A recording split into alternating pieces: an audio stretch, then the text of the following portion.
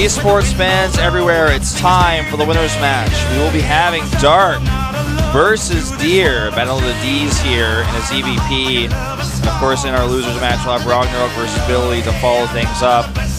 Fear not, if you do not win the winner's match, you will have that chance in the final match. Yep.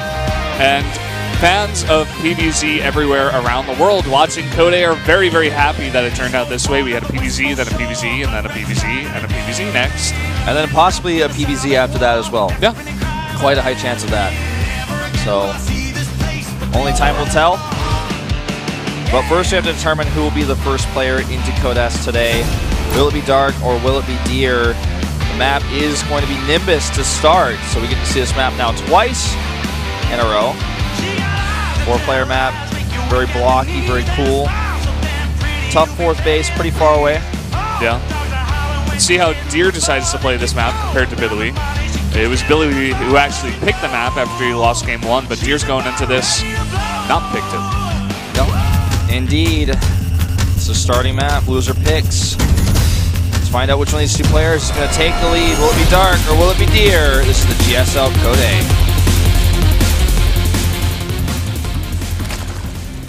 A. Up here in the top right in the purple, the Zerg player. SK Telecom T1 Dark.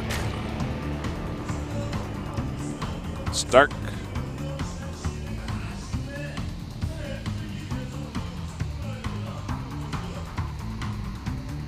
And to the top left, horizontally spawning here. Deer.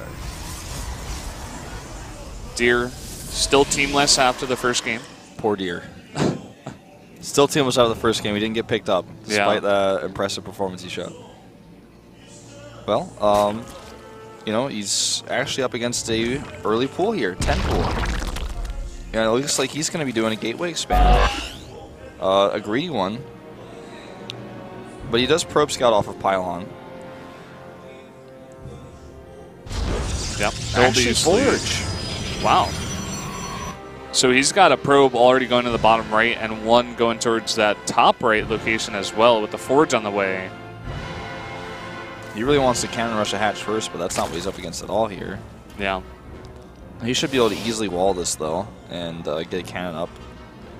So it's going to be annoying for him, but because of the way this map works, as the Nexus is at the back, he doesn't really have to worry about that. I feel the opening here for Dark is based on punishing a greedy build, but against this, it's just not going to be too useful. Yeah. I really like the build with Deers, actually.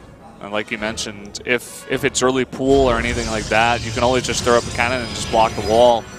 But if it's early hatch, like a very greedy hatch on this map with that backdoor expansion, you can easily cannon that. Yeah. So this is going to be a pretty good start for him. Dark is obviously pulling up minerals here to go ahead and take his own hatchery at the back as well. But this probe is just going to chill over here. Can make a pylon if needed. There goes the hatch. And cannon is done. Lings are going to work at these rocks. The cannon can't cover those. But there should be a wall set up on top of the rocks anyways by the time those are down. They've got a lot of hit points. It's only 6 Lings working on them, so it's going to take some time. Probably just add a gate, yep. And can just keep his probe ready for, you know, that possible pylon if needed. So Deer comes in here for the follow-up scout. She's just hanging out on the edge of the creep for some reason. We'll go over now to the backdoor expansion. Sees that it's still morphing. Wants to check the gas. Ling's still working over here at these rocks. Yeah. 4 more Lings popping out. It's going to get rid of that pesky probe just in case, you know. Nice little spot for that Overlord, actually. I don't think you can see that unless you have high ground vision. Yeah, I'm pretty sure you're right. I haven't played this map too many times just yet, but I think that's a high ground spot where it's invisible. Usually there's an Overlord pedestal like that on every map just to make sure the Zerg has opportunities to scout like this. Not be chased away right away. A few more Lings being made, actually 6 more on the way. And the rocks are going to be down, but not really sure what he's going to accomplish with the 12 Lings. I don't actually know if this is going to work. He's making 16, man. He's going full-on aggression here, and he's on 14 drones. If he actually just walls this with a gateway, then makes another cannon and just keeps making gateways and pylons, I don't think this is going to work, especially because it's slowlings. And it's on the top of a ramp. We'll see. There's no vision whatsoever. He checks the watchtower first. There are 36 lings on the map.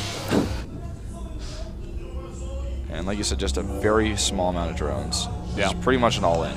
There's not much to recover from here. Deer's got that probe over there at that third base. But here we go. The ling's coming up. There's only one Zealot. Oh, wow, he breaks through. Bugs it through, but the probes are pulled immediately. And, you know, Stalker pops out here. And he does some really cool stop position micro. Losing a decent amount of probes, but cannon goes down. A lot of probes being lost here. He's actually, I think, made this worth it at this point. With all the drones he made back at home after this. Yeah. He's killed so many probes. 17 probes killed, and he's delayed a ton of mining time. And it wasn't super all-in. It was just like a really, really big push that did a lot of damage. And behind this, he was turning up. If he didn't get through, you know, it would have been basically game. You know, he made a lot of drones at home, but with no damage done to the probe line of Deer, Deer would have been like, okay. So anyways, there's like a little Christmas tree down there. What's up with that? You see that? Yeah, I saw that. It's like a hologram or something. Yeah. It's like reminding people on Nimbus like what humans are like. There's no Terrans left in this universe. It's just like a reminder. There was once this race that came from Earth. It was weak though. Dark Shrine on the way. I don't think this Overlord is going to get the scout on it. Nope. It's pretty close, but no. That's actually a pretty cool tech because he knows that his opponent needs to be like spamming out drones and might have a really late lair follow-up. But alas, his opponent actually, before taking a third base, does get a lair. And we'll be able to add Spore Crawlers as well if he gets a feel for this, but the Overseers are going to be the most important part here. And also, can he get up a forward pylon? Nope, not with that probe dying. At least not one right now. He's going to have to send another probe out. And I hope that doesn't get scouted. With the really good lane coverage here for Dark, I just don't see it.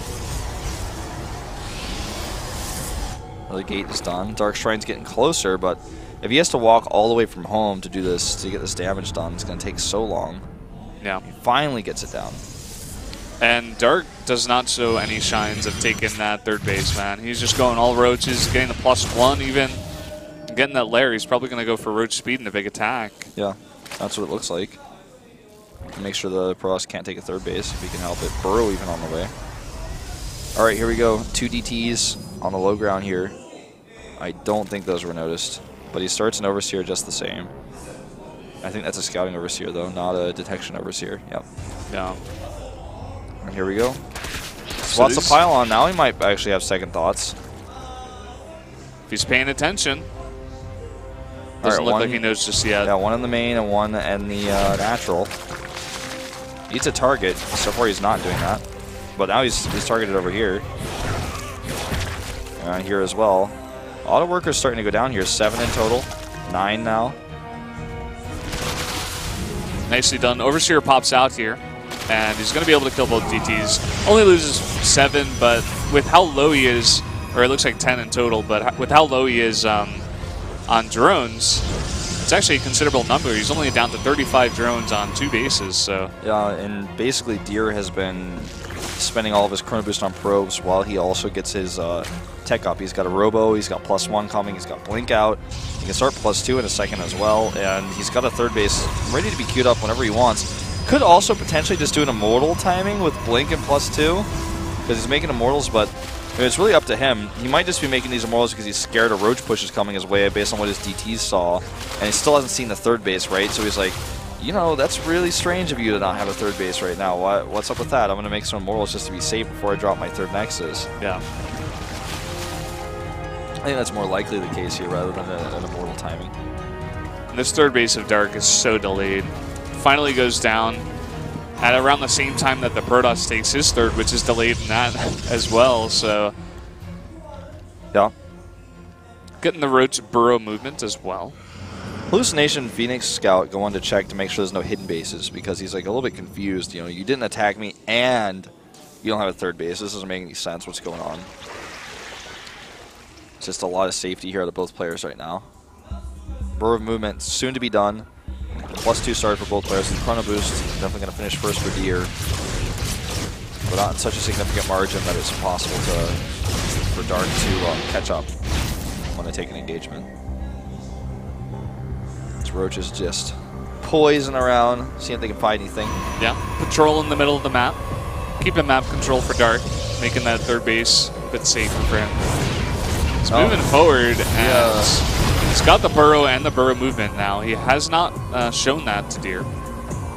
Second Robo goes up with the Bay after the Phoenix scouts the Swarm Host. But I don't know. I think this is a really good map for Swarm Host, especially if Deer tries to take the fourth base as close to the Zerg. So that's going to mean it's going to be really close to Swarm Host rallies. But I don't know. I don't know how this is going to play out. I really haven't seen too many games on this map just yet. Based off of the idea of the map, it seems like a good one. Very nice scout there with the Overseer. He's even going to get the Contaminate on. It happens to be a Warp Prism for now. Yeah, he's probably hoping to slow down the Colossus, but slow down the Warp Prism that's building before a Colossus, you've essentially slowed down the Colossus too. Yeah. TPW, I wonder what that stands for. Saw that on there. Probably the map making team that made this map. Sounds like a really familiar abbreviation, but let's see. I mean, there's a lot of Immortals out here, but I think he really can't engage until Colossi. Yeah, I don't think he wants to. I mean, look at this creep. It's getting really, really thick and coming out really far. He could pick off some tumors and leave. But he's got to be so careful with these Locusts so close to his army. Like, yeah, he lost a sentry there. Very nice spread on all of his Swarm Hosts as well. Yeah, that's exactly what I was about to say, man. We don't normally see that. Normally they just kind of all bunch up and send their Locusts across. But if you spread them like this, it's much easier to send your Locusts in kind of a more spread wave, but more importantly, to just dodge Colossus fire. This time it's not going to be so spread, though. I guess he just really wants to burrow, drop him, and leave. Or stay. That's fine. It's fine. Just stay. Yeah. Okay, he does leave in the sense that he's leapfrogging forward. Yep. He's really putting on the pressure. Trying to target onto those Colossi. He is going to get a sentry. 2 sentries. Nice targeting here by the Lucas. And a drop comes in here. He's actually going to focus down that Spire. I think he will definitely get that. Yeah, I think the Zelt's up +2, so forces a cancel there. Warp Prism could actually force another warp in here. In the main. Good force fields here. He just needs like 4 Colossi before he can really start killing those Locusts without taking losses. That's why I think these force fields are completely warranted. Maybe we'll have those 4 Colossi in just a second. +3 has started as well. And still a much better worker count for Deer constantly throughout this game. This is the, only 1 worker up now, but he's been ahead this entire time. Part of this due to the fact that he's going Swarm Host. You can do this with a small economy. He wants to chase here. He blinks forward. There's a lot of Locusts to run around. He does end up losing 1 Swarm Host. But he loses his forward position as well. And this means that Deer can move across now and clean up these tumors. Yeah, very nice move out here. And he's going to get another 2 Colossi, which is going to bolster his army so much. He's going to have 6 Colossi. For now, he has 5. Yeah, just about. How about that 6th one? Spire is finally being remade. He needs that desperately for Corruptors to deal with these. Bunch of Roaches coming out as well because they're pretty tanky. Even against Colossi, they can be somewhat tanky. That 1 Colossus at the back, a bit exposed, trying to catch up. And more Stalkers coming in. This is Deer's moment to actually try to end this game. Forcing his way through here, killing more and more tumors left and right. Double Time Warp goes down to zone out any units coming from the north. Yeah. And he's forcing his way through here. Dark's not showing all his Roaches just yet. Or actually, I thought he had a lot more. I guess they all just went down. It seems like there's a gigantic warp in here at this Spire. That's going to go down, and he just has to GG out. That's it. That's it. Wow. These games have felt like a little bit just simply strange because of how they've opened. For example, starting off with an early pull, he has to wall with the cannon there. He makes a big lane attack, trades okay-ish, drones up, but then never takes a third base.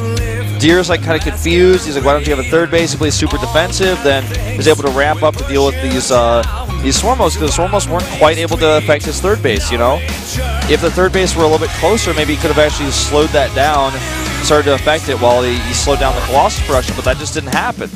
You get that many Colossi out, and you can beat almost any army that doesn't have Corruptors. Yeah. Actually, I'm pretty sure you can beat any army that doesn't have Corruptors. Pretty sure, yeah. Or Vipers, one of the two. You need one of those two to deal with that many Colossi. No other Zerg unit is going to do the trick. Yeah. So the map pick here is Overgrowth. Makes sense. Zerg player against Protoss. He's down 1 game. And the 4-0 we were expecting out of Dark, he's not going to get it. But I'd still say he has a pretty good chance to win the next 2. Yeah, I mean, for he's sure. definitely the favored player in this matchup. Absolutely, but Deer showing a really good game on Nimbus earlier. And Overgrowth, not an easy map for Protoss, but it's not like Zerg favored. It's just a map that Zergs feel really comfortable on. Definitely anyone's game here. Can Dark tie it up, or is Deer going to be the first to advance out of the group with a 4-0?